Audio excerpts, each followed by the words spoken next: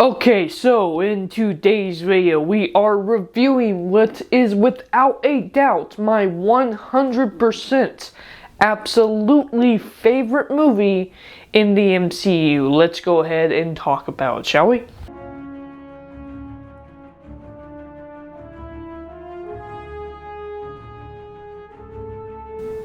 Hello guys and welcome back. Welcome back to Dylan's Little Hobbies.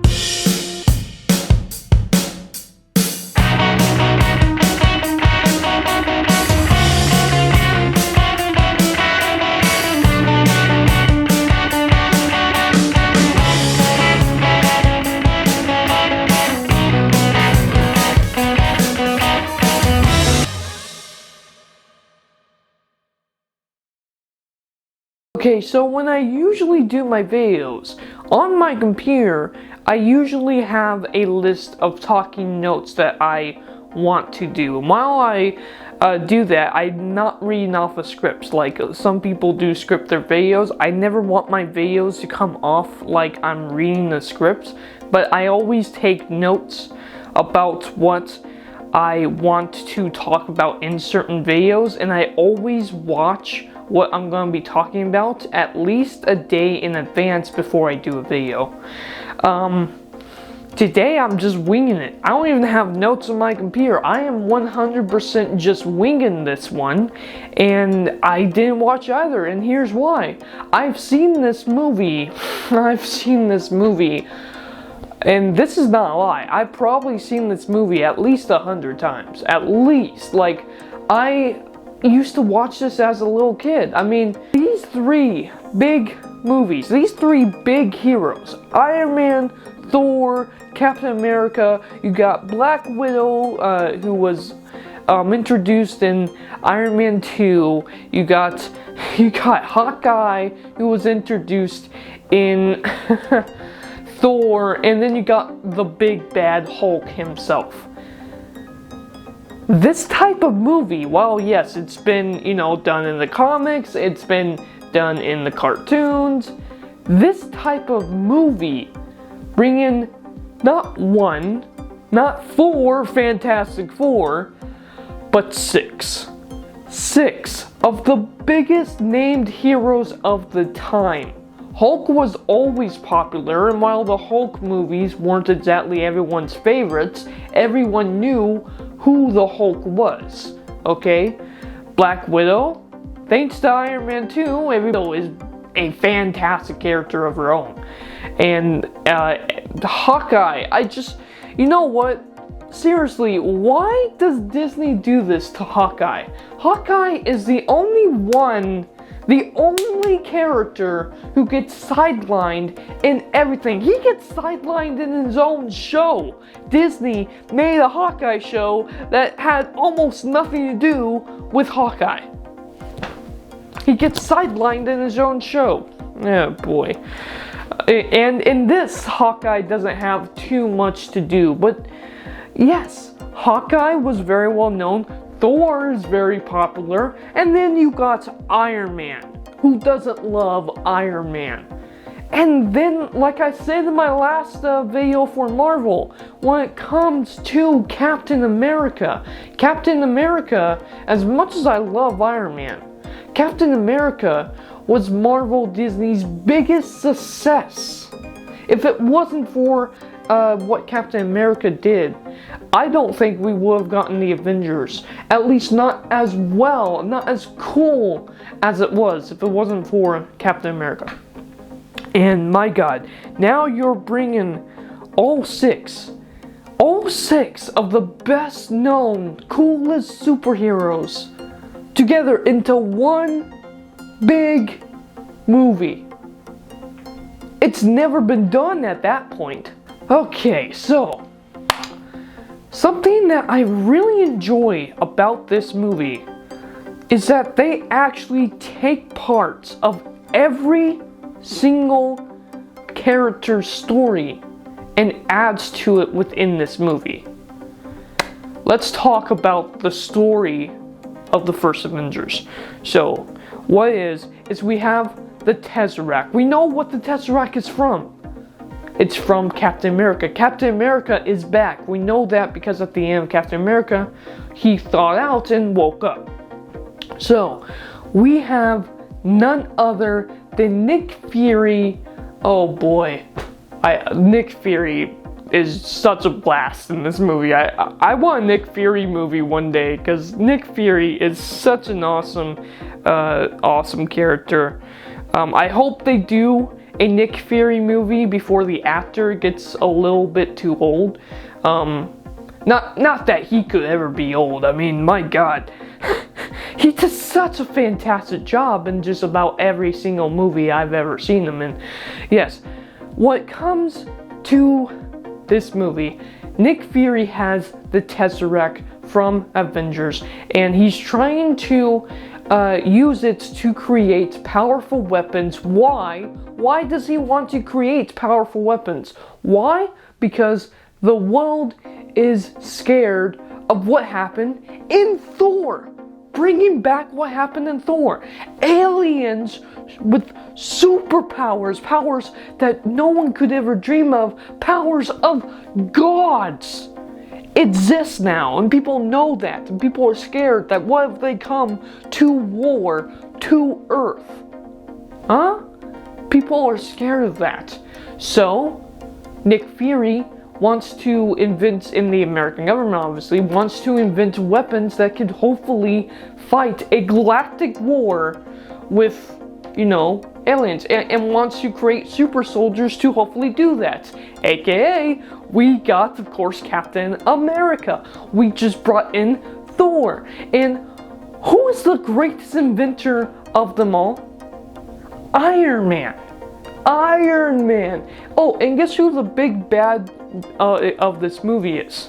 Oh yeah, that's right, Loki.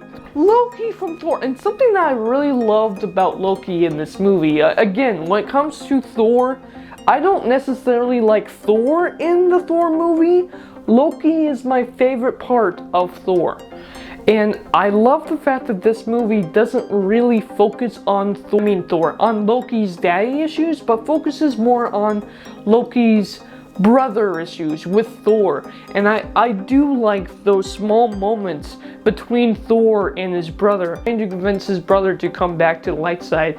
And Loki in this movie, I've always thought that Loki doesn't know what he actually wants. That's the best thing about Loki in this movie. A lot of the times, I think Loki is going to actually change his mind and try to help Thor. But he never does. He never does, because at this point, he thinks he has to be the bad guy. That's why I believe. I think Loki believes that he has to be a bad guy, but he doesn't actually know what he wants. Even though it's obvious what he wants. He wants respect, he wants love from Thor. He doesn't recognize that he actually does have it. And now that he's messed up with his own father, not his actual father, but yeah, he thinks that there's no way he could come back. As much as I love every character in this movie, Loki is my favorite part of the Avengers movie. It just is. And then, of course, we have Thor coming in, we have Captain America coming in, them meeting each other for the first time. I love the fact that Iron Man shows up, Nick Fury calls in Iron Man hoping to save the day. And dude, that was just great when Thor comes in with the hammer to literally destroy Captain America. Bang! Oh my God. With the shield and oh my God. Obviously, if you can't tell, I am such a major fan of this movie. And, just that stare off of the big three. We got Captain America, we got Thor, we got Iron Man standing right there. And let me tell you, Thor is at his second best in this movie, I actually do believe. Like, I really like what Thor is trying to do and what he's about. And, he does seem kind of like a leader. And later on in the series, and eventually we'll talk about what goes wrong with Thor later on in the next couple of movies. But I really enjoyed Thor's character in this movie as well, because he's just trying to get his brother back.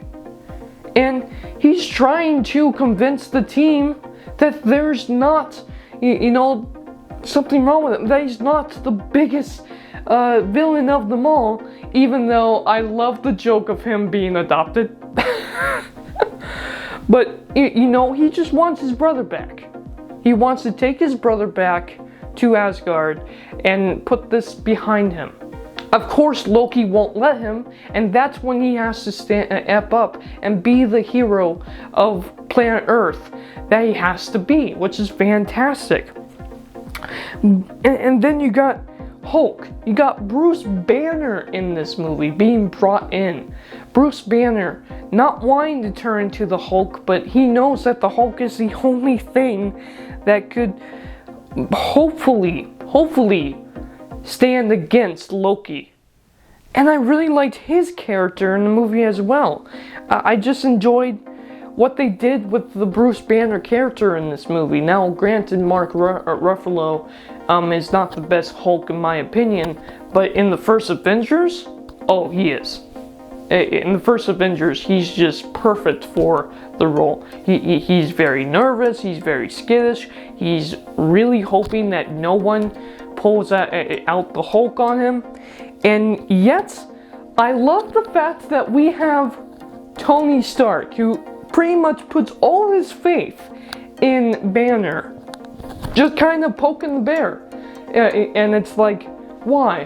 Why would you poke the bear? It's because he wants to trust him. He wants to trust Hulk. And what happens later on in the movie when Iron Man practically dies? It's Hulk that saves him.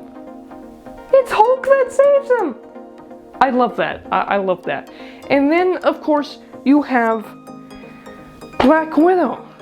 Black Widow in this movie pretty much loses her best friend to the power of Loki. And we don't know what's up with that staff at first, but that staff obviously is revealed later on to actually hold the Mind Stone in it, which is crazy, which is a whole other topic to talk about in the future.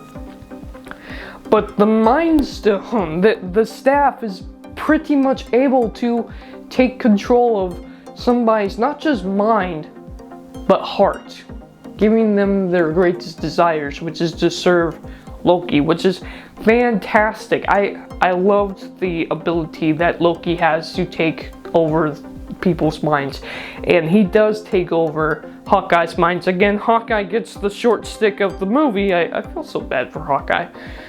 But Black Widow, it adds so much to the character of Black Widow, because Black Widow even says in this movie that Hawkeye once saved her life, and now she has to go back and save her friend, adding so much to Black Widow, which we did not have in Iron Man 2, progressing her character as well. And that's the movie. That's the movie. The rest of the movie is, we all know what it is, we all love it. Them going after Loki.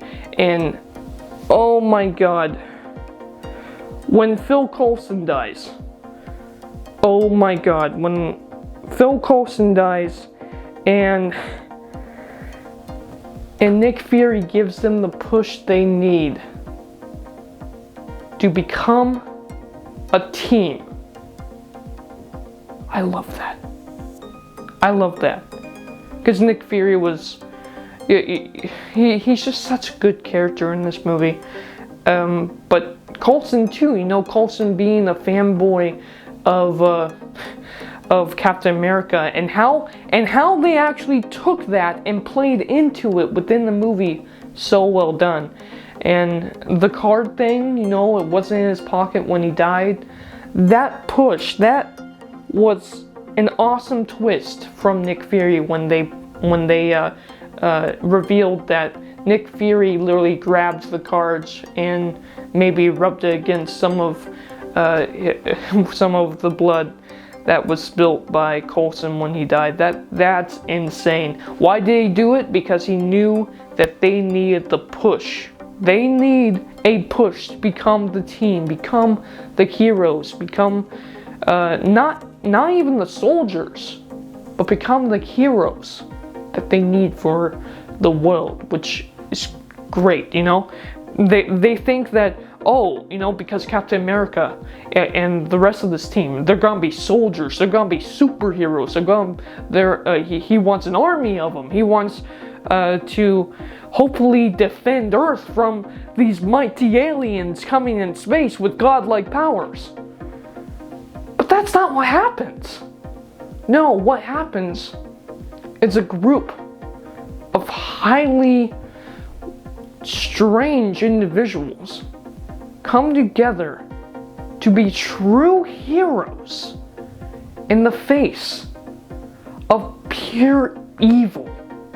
I love this movie, and by pure evil, I'm not talking about Loki. I'm talking about the fact that at this point, we don't know too much about Thanos.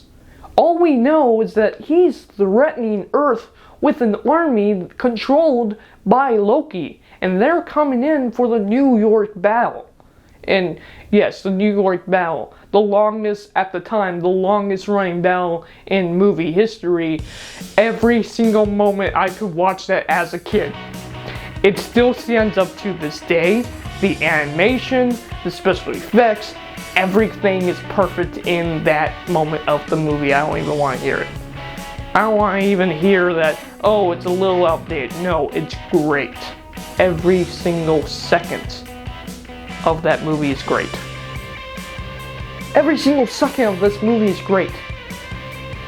10 out of 10. 10 out of 10. I'm done.